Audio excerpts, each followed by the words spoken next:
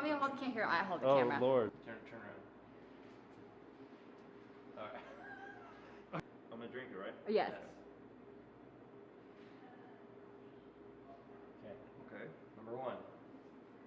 There may be one element that'll give it away, but we'll see. Okay. Oh, okay. Well, hold on. We'll see. Okay. You got it.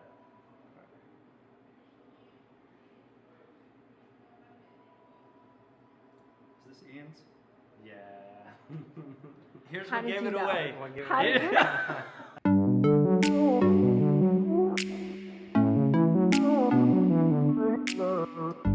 Welcome to the Branding Box Podcast. I'm your host, Milena Whitson, and today we're joined by Ian Flemming, owner of Sincerely Coffee Roasters here in Midtown OKC. Ian? Hi. Thanks for having me. Thanks so much for... Super exciting. Awesome. Thanks so much for opening up your doors to us. I feel like a coffee shop is my natural habitat. When I was little, my parents went back to school, and instead of, having a babysitter like most normal people, they brought me to coffee shops. And they would study, and they would buy me, I remember, a chocolate chip cookie and a hot cocoa. And I would be hanging out in a coffee shop for a couple hours. So I've always felt really warm and comforted by the smells and just the environment of being in a coffee shop. Absolutely. It's definitely a third place. I mean, your story of coming in with your family all the time is like, I see families like that here all the time. So yeah. It definitely feels like a third place over here as well. So awesome. Yeah. I wanted to start with our branding game. Yours is called Brand Association. You haven't seen these logos and celebrities yet. So here's what we're going to do. I'm going to show you the logo. I'm going to show you the celebrity face, and you're going to tell me the very first thing that comes to mind. No filter, raw. All right. And you can be as mean as you want to be. They're not Right. people I know. All right. Okay. We'll see what happens. All right. All right. I'm going to mix them up. I hope you know all these people. Well, the thing is, Oh, no. pop culture references Okay. are challenging for me, but we're about to find out. Okay. We're about to find out. Okay, you'll know this one. Amazon.com. I think of a delivery driver. Okay. Yeah. Tesla. Okay. Wealth and sustainability. Travis Kelce. Yeah. No idea. You don't know who he is? No. Okay, I didn't know who he was until recently. He's dating Taylor Swift. Okay. He's a football player on the Chiefs. See, people are always. I wouldn't know. People are always saying like, how could you not know that? And so, yep. Yeah. No idea. I'm sorry, Travis. We still half of us still don't know who you are. IKEA. Like build your own, furniture. Yeah. Yeah. I know that one. Do you feel good about IKEA when you say build your own furniture, or do you feel for the frustration? I feel convenience. Okay. And decent quality. Okay. Yeah, decent quality. Scooters, coffee. Really fast and well, actually I don't know. I haven't never been to Scooters. I'm not gonna lie. I've never been to Scooters. No, There's like 15,000 around here. It's hard when you work in coffee. Yeah. And I really like what we do. It's hard to get away from what we do. Okay, that's fair. Also drive-throughs. I have something about drive-throughs. I worked at a drive-through. Only Starbucks. Okay. First started, and so drive-throughs kind of are they're triggering for me. Are there, but is that good of an experience, huh? Yeah. Okay. Kanye West. Yeah. That's a wild card. That's Yes. a very volatile person, I think. Yeah. Yeah. He's a little bit. He's been a little bit all over the place for a while here. Okay. No doubt. Spirit Airlines. I've flown a lot. Okay. Never Spirit, huh? Spirit. And Okay. Spirit is not a brand that I actually feel like I know very well. So Okay. yeah. Okay. You're one of the. I don't know about Spirit. I don't hear ever anything good about Spirit. So I was curious if you had a positive. She's got a lot of stuff going on as a budget airline. Yeah. Every time I turn on some sort of news about there's something happened with Spirit Airlines, I'm like, you poor thing, get it together. Okay, we're good. Well, cool. Thank you. How'd I do? You did great. Okay. I loved your being Sweet. candid. Awesome. I did feel like you were being a little reserved with Scooters, but that's okay. It's okay. We can be reserved sometimes. You were being very polite. I appreciate that. Sincerely Coffee Roasters began roasting in 2019 and opened their flagship store in 2020. Nestled beside Commonplace Bookstore in Midtown OKC, Sincerely Coffee Roasters continues to share coffee, food, and drinks with good people. Ian, Yes. I was not going to ask you this question because I felt like it was a gimme question and I've done it before, and I was like, okay, let's not ask. But I had asked you, where are you from? Anticipating you to just be like, hey, I'm from Oklahoma, and hung out here and decided to open this coffee shop. And then you started by saying that you lived in Singapore, did you say? Okay. So can you elaborate to us, how did you end up overseas at such a young age? Yeah, so my parents were with the church, and they moved to the Philippines when I was 3 months old. So I was in Manila with my family. My dad did communications over there, and then we were there for 13 years. And then the main office for the regional the organization moved from the Philippines to Singapore, and so our family was a part of that move with about 3 other families. So we all moved to Singapore and lived there for about 5 years. I graduated high school there. Mm-hmm. And the next logical kind of the steps you take in life, you go to college, and my options were all Nazarene schools because that's, we were able to get a bunch of scholarships through that because of being Nazarene missionary, Nazarene missionary family. And so I decided to go to Southern Nazarene because I was like, well, they have a basketball program, and I was like super into basketball. And so that's kind of why I came to Oklahoma.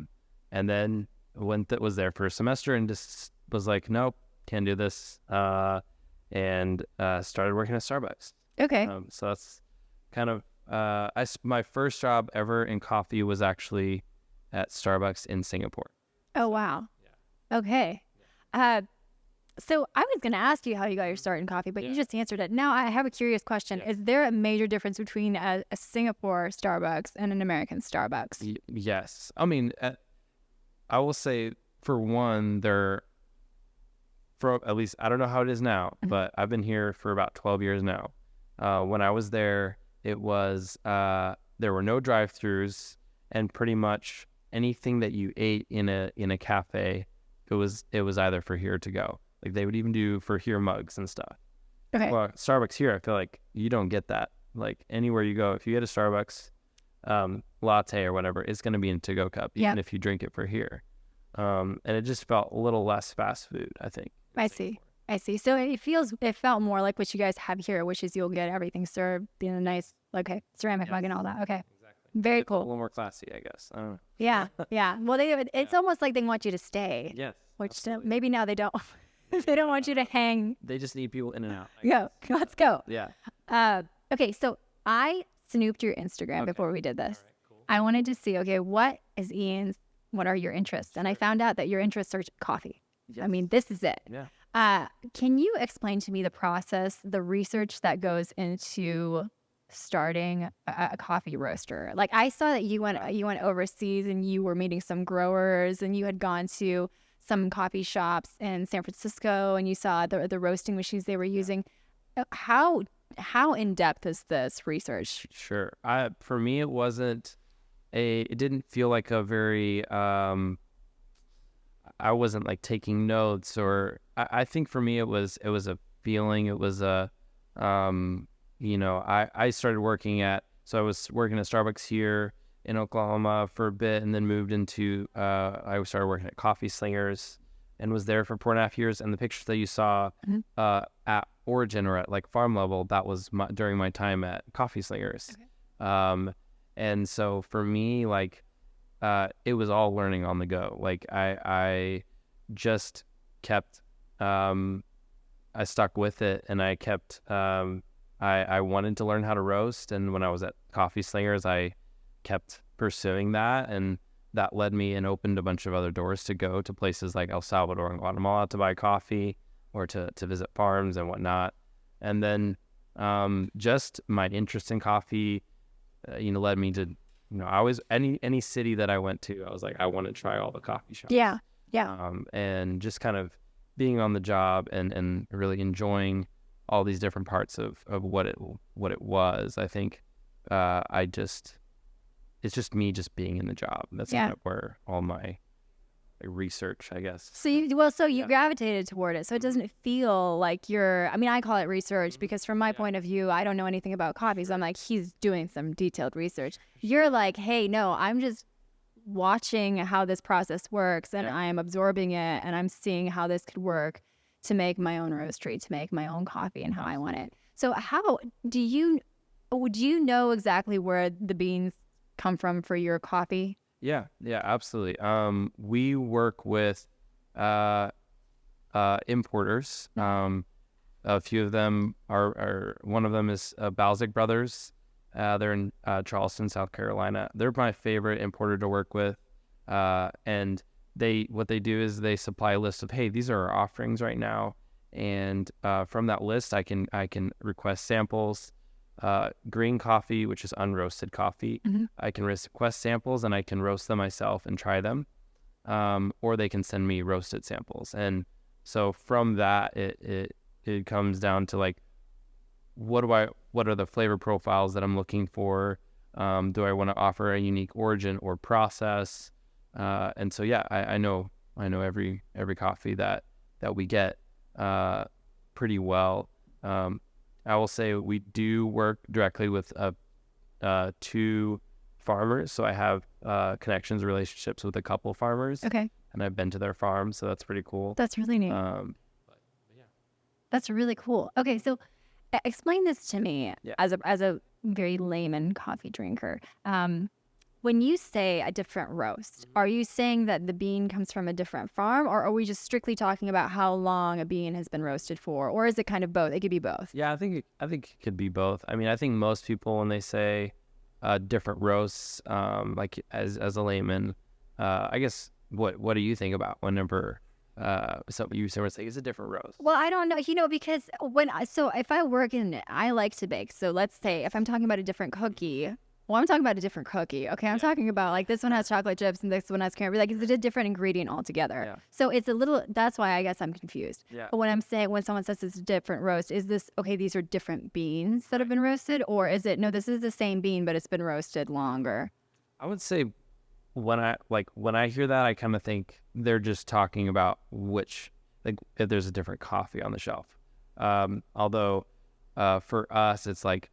We talk about roast level, which is the degree of which if it's a lighter roast or a darker roast, or if it's somewhere in the middle, you could look at that as like different roast levels. Okay. And for us, typically we don't go too far into the dark roast coffees.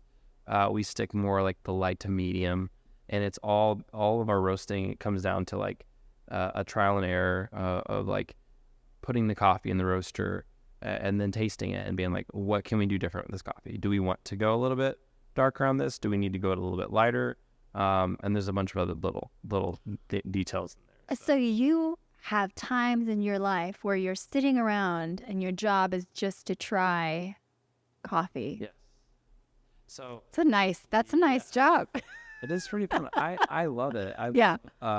So one thing that I really, you might have seen in my profile that you were looking at, I got to go to Charleston for it's called a Q grader examination and course. Okay. Q grader stands for quality grader, and basically that is just someone that knows how to taste coffee, knows how to score coffee, and I went through that process of and learned how to taste and score coffees. Okay. And so. For Sincerely, we like to try every week. We like to roast. So we roast on Mondays usually, and we do our best to taste or cup is what we call it. So a cupping is like you have a line of coffees and you have these spoons and you slurp and you take notes of those coffees. Okay. And so every Tuesday we try to cup. So yeah, it's almost every week that we're tasting coffee like that. That's really neat. Yeah, it's pretty fun. Does the environment, I mean, Oklahoma has, I don't know what kind of environment, it's dry, sometimes it's humid, other times, does that stuff affect roasting or the flavor of a coffee? I mean, so definitely the environment does play a factor in how the coffee roasts. you have humidity and pressure and different things like that. But so whenever we roast, we actually have a computer that is hooked up to the roaster, and it tracks every about 30 seconds the rate of rise, the rate at which the coffee rises in temperature every 30 seconds. And with that, we can adjust our gas or our airflow to kind of make sure that coffee follows a path. How do you, okay, so these recipes, are these things that, is there like a standard, here are recipes, and then you go off of these and then you tweak them to what you like? Is that typically how it works? Or? It is there is definitely, you have a foundational understanding of Sure. this is roasting, and you, in understanding what the coffee goes through in these different phases, you have to turn the coffee brown, and it goes from green to yellow to about orange to brown, and then there's a phase called first crack where the coffee actually kind of pops a little bit like popcorn. Okay. And in each of these sensory, phases, right? There's time associated, and so tracking time between when the coffee turns yellow to when that first crack happens, that playing with that, the length of time in the middle affects parts of the flavor profile, and so does the end of the roast. So how long between the first crack and the end whenever you drop the coffee. So longer versus shorter, you might have brighter flavors if it's a little bit of a shorter roast, or you might have a lesser body if you have a shorter roast. A longer roast, you might have a bigger body. So if somebody says this coffee tastes bitter, what are they saying? What are we tasting when we say, oh, there's too much acidity or whatever it is, and the interpretation is? Well, for one, I think sometimes you just can't get away from bitterness in coffee. It's going to be there, just because the nature of caffeine is bitter, and so I will say the longer that you roast coffee, you get into caramelization, and the longer that you spend in caramelization, that turns more and more bitter. Okay. The other thing is it's all about understanding how the length of time in each of your phases that affects other parts of a flavor profile. So you're looking for balance at the end of the day. So it's if you have something that's bright, you might want to, if a coffee is inherently going to be really acidic, you might want to stretch that roast out to level that out, to round it out. Or you might want to make it go a little bit darker to kind of bring some balance, maybe a little bit more bitterness to the cup. I don't usually like to talk in terms of bitterness as much as other flavor profiles or other sensory aspects of the coffee. Sure. But really, it's a game of understanding each coffee really well to a point where you know what to adjust in your roast so that you find balance. I know that might have been way off track of your question. No, it makes sense when you're talking about the caramelization and then staying in that stage, making it more bitter. I think that would be whenever somebody would criticize somebody, especially normal people, me, and being oh, this is bitter. I've always been curious about what that is. And so that makes sense. Hey, if you hang out here and you're roasting her too long, she's going to get a little bit more bitter. But we don't have to use those words because they're not. Actually, they're not attractive words. No, they're not.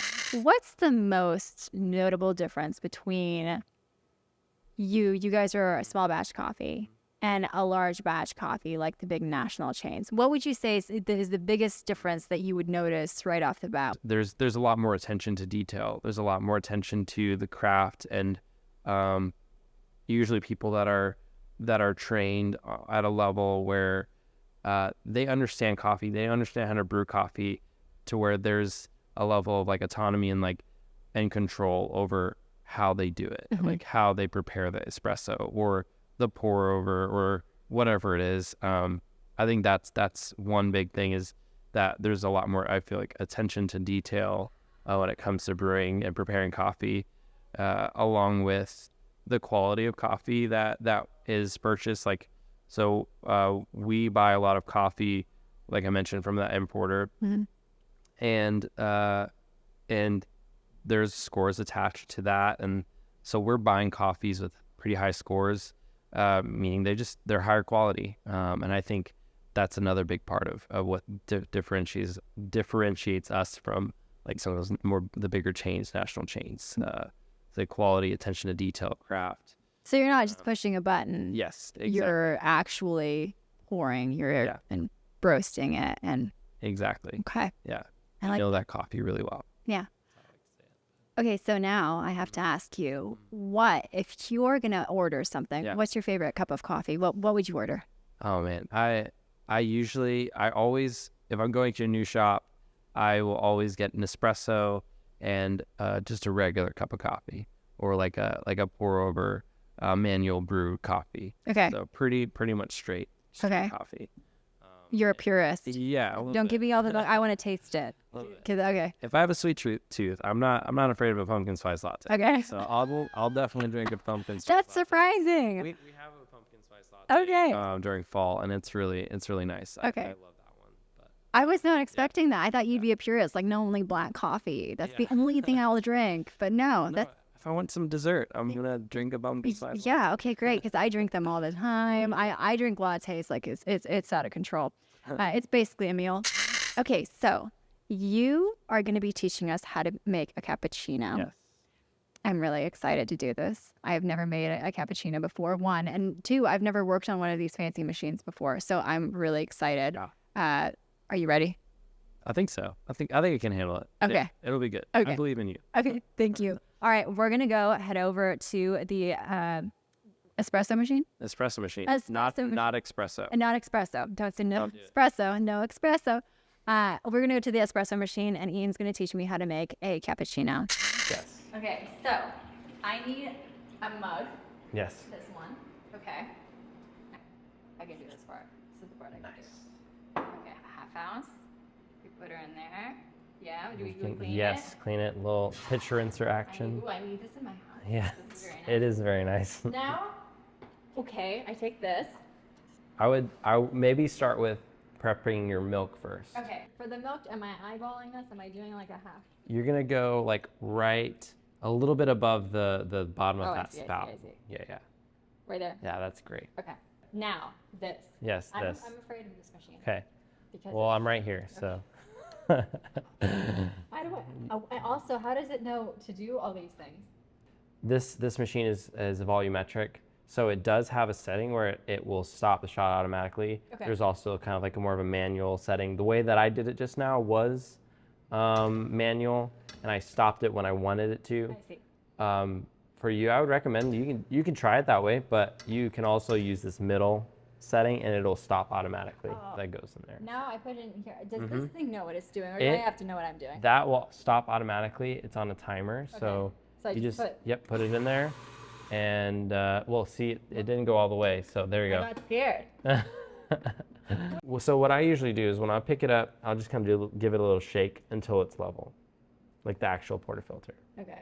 And then you can set the portafilter in there Okay. Am I without holding any. this? Okay. And don't put any pressure. Just make sure before you even put pressure, you're gonna make sure, hey, is that level? Does that feel like nice and snug and level all the way around? So Okay. you can kind of put your hand on it like that. Does it feel level? It does feel level. Okay, good. Okay. Now I just push it. Yes. I'm supposed to feel the counter. Yes. I feel the counter. If you feel the counter, I feel it. good. I'm It looks pretty great. I like it. Yes. So we're gonna set that in there. Before you do that, I'm gonna recommend let's do this little Clean that cleaning there. Yeah. know where So this lines up. this Just kind of- seems to be the hardest part for everybody. Okay. So you can actually see underneath there.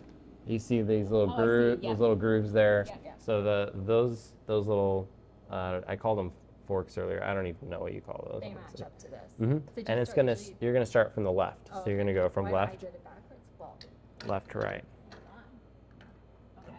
In Got it. there. And then yep, just like that. Now all the way to the end. Yep, great job. Now. And it's gonna know to stop. It is, yeah. I have it programmed to stop at around the grammage it needs to stop at.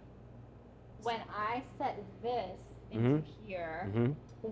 So I put it, you said it in a knot like this, yes? Yes, like in the notch like that, yeah. And where do I put this? So the tip of the steam wand is going to go a little bit off center and to the bottom part of the pitcher. Should it touch the bottom? It shouldn't touch the bottom. No. So you should see like the, like right there. Okay. See how you can see the line there? I do, yeah. And it's like the tip of the steam wand is a little bit below the surface of the milk, and that's kind of what you're looking for. It's a little bit too hot to touch. Oh, hot. All right, we can turn it off. Yeah, that works. Hot. Okay, cool. Good job. Okay. Pour her in there. There you go. Oh, got a little messy. Feel Okay. it. Okay. So we're gonna do a little bit of some swirls and some tapping. So what that does is it kind of, all the foam that starts to separate, you kind of incorporate it all. Oh, I like So it. that So it's you get kind that of- nice light all the way through. Yes, all the Okay. way through. Start a little bit further away from the cup. Maybe not that high, you don't need to. So a little bit further. Perfect. And start pouring Just straight down. straight down the middle. Okay. All right. And then once you get about 2/3 up, get a little bit closer, like a lot closer actually. Maybe a little bit of a wiggle. All right. Wait, what's happening And then here? draw through. Beautiful. Oh, beauty. Nice. Expressions. You're going to take it long ways Okay. and then press it together and close to the cup like that. Like that. Yes, and just kind of, and you can twist it too, that works. That's perfect. It's for it all the time. I made you a cappuccino. All right, guys, we're back. I have my cappuccino here. It is half drank. I gave Andreas my cappuccino that I made, and he has currently drank none of it. So I guess he's over there. He's taking a drink. Real quick, take a drink. Clearly, I'm not going to be a barista anytime soon. I appreciate your patience with me, Ian. That was so much fun. Oh my gosh, I am so thrilled that I made it hard. You have no idea. I was like, there's no way he's gonna be able to teach me on the fly. And it was like, you made it easy. that was pretty great. First cappuccino, for a first cappuccino, I think we said 7 out of 10, and I reiterate that. Thank you. 10 for sure. Thank you. Yeah, and Andreas has been doing all of the ratings, so this is. He threw shade at me. He said I wasn't gonna be a barista. Unbelievable. No, okay. Well, you're supposed to encourage me when I am disparaging of myself. You should be like, no, Milena, I think you can do anything you want, including. You're capable. Okay, I want to talk to you about your brand. Okay. That's what we're here for. Yeah. Your brand is so different from other coffee shops, coffee roasters in Oklahoma and other parts of the country that I've been to. And what you do that's so different is you add faces, identities to your roasts. Andreas, can you grab some of those bags right there so we can take a look at them as we're talking about them? So here's 2 of them. Yeah. Okay, so we have Sunny Shane, and we have Hank the Barber. First, I have to ask this question. Yes. More. Here are more roasts. Are these actual people? Do we know these people? They are not actual people. Okay. They are inspired, I would say loosely inspired by real people, but they are just characters, fictional characters that we wanted to add to our brand. Okay. And how did you guys? So the idea was, and I love Yeah. the tie-in here, that you will give your roast an identity like you would have a person. And we were talking off camera, and you said you wanted people to be able to identify a roast and see the picture and say, oh, I want that roast. Yeah. It's that immediately you know the flavors that you're looking for. Because I don't know how many times really people remember the name of something as much as we're all visual. Sure. So I think that's really cool. Who was the artist who did these for you? So Chris Castro, a local guy. He's been around OKC for a while. He's the one that helped us with these characters. Okay. Yeah. Really cool. Mm-hmm. The cool thing about it though is like I mentioned how the flavor, the coffee, the characters, we associate those with like a flavor, like people know what to expect when they buy Sunny Chain. just because they know what they're getting or they know what to expect doesn't mean it's the exact same coffee. Okay. So we have like the flexibility to be able to try to find a coffee that's similar enough, that and different enough to make people excited about something different, but still like, oh yeah, that's Sunny Chain. It feels You know, familiar. It's Yeah. still Sunny Chain. Yeah. But yeah. Okay. You guys are located here in Midtown OKC. What drew you to Midtown? Okay, so Midtown. I mean, Midtown's great. I love Midtown. I love just all the businesses around here. It's definitely feels kind of up and coming a little bit in some ways, in that there's a lot of residential areas coming up around here, apartments and stuff.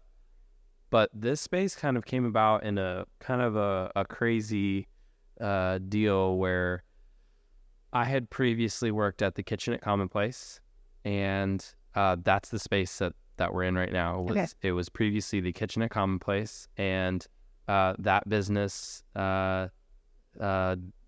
stopped doing business, and I knew the people because I worked here, and they said, "Do you want to pop up?" That's awesome. So you're attached to the bookstore. So I mean, it's perfect. Yeah, You know, it you makes get your sense. book, you drink your coffee. I think it's a beautiful marriage. It feels like it just was meant to happen. Yeah. It's weird, but yeah.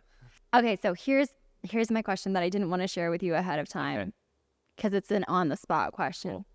If I'm in the pinch and I can't get your coffee, and I gotta go to Crest and I gotta get myself like a drip coffee or a K-cup coffee.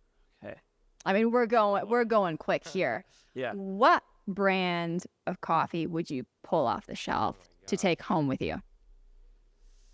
That's a hard one because I rarely look. I'm gonna start just naming them off. You got Dunkin', you got McDonald's, Pete's Coffee, goodness. Starbucks. You have La Colombe. I think maybe they started something brew. Okay. We can get a little bougie. I feel like Stumptown or a Pete's Coffee probably Be good. is what I would go to for sure if I was in a pinch. Okay. Yeah. Okay. Perfect. I think it's time for us to bring out your branding box. Okay, Take sweet. a look what's inside. All right, let's go do this. Cool. Okay, Ian. All right. Let's start with your cold brew. Yeah. Okay. Yeah, absolutely. Yeah, this is a pretty cool deal. We wanted to definitely have several different products that we could potentially sell outside of the cafe. So we're also a wholesale business. So we sell wholesale coffee to all kinds of different places, groceries. Like we sell coffee to like 30th Street Market and Flora Bodega. You can find our cold brew there, along with Plant, Midtown. And this, what's cool about this is we wanted to offer something like this, and a local company by the name of Rome Cold Brew approached us, and they were like, "Would you like to collaborate on something?" And so they do this for us. That's great. So it's really cool to be able to work with local people. I love that, and so this is definitely representative of a lot of the relationships that are here in OKC, that we support each other in different ways like this. So yeah. I see that. Okay, so in that same vein, this right here, Waffle Champ. Yes. So Waffle Champ here in Midtown, they carry your coffee. Yes. So when you go to Waffle Champ, listen up, folks. When you're ordering a coffee, you're ordering a Sincerely Coffee Roasters coffee. How did that relationship start? So the owner, Todd Woodruff, comes in here regularly. He started coming in here, and one day I was just talking to him and was like, "What do you think about, working together?" And kind of came about of just that regular interaction, and getting to know the guy over there, and yeah, they've been working with us for, I'm trying to think about how long they've been working with us for now. Probably at least a year. Okay. But yeah, they've been really, really fun to work with for sure. Great. You have some tools in here. Yes. That one I worked with. Yes. What are we calling Did this work again? with This is a tamper. Tamper. Yes. So this is to make it level. Yes. Because we want everything level. Exactly. Okay. This is to make the coffee level. It's also to pack the coffee down. So what makes espresso is that you're forcing pressurized hot water through a bed of coffee. And if you don't apply any pressure to it, then it just doesn't brew properly. So you have to have some pressure. It has to be level and it has to be some pressure. Okay. Packing it down. Okay. Yeah. And then Tamper. also in the same vein, I Yes. have this guy. Yes. What do we call him? I'm going to take him. This is a trier. Okay. Yes. Got it. So this is a trier. So this comes, this is on the roaster, or in the roaster. So the roaster is almost like, you could imagine it's like a dryer or a washing machine, a front loading dryer washing machine. It spins and underneath is a flame, and the green coffee goes in on the top, and the roaster spins to keep the coffee moving. So it's never gonna sit on one part of the metal at a time. It's just constantly moving, so that you're not burning any of the coffee. This comes out of the roaster, so that you can actually try it. You can look at it. Oh, that makes sense. The Yeah. name, duh. Exactly. Okay. So you can take a look at it. You can smell it. And oftentimes those sensory cues are a big part of like understanding a coffee. So like some coffees you're like, oh, I know that at this time it needs to be yellow, and at this time it should smell like this.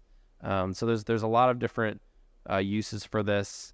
And also like by the end of the roast, it's good to like be able to have this to smell. Okay, this smells like it did last time I dropped it, and it's time to drop the coffee. So Okay. that's what this tool is for, Very cool. to be able to try the coffee. Very cool. Okay. Yeah.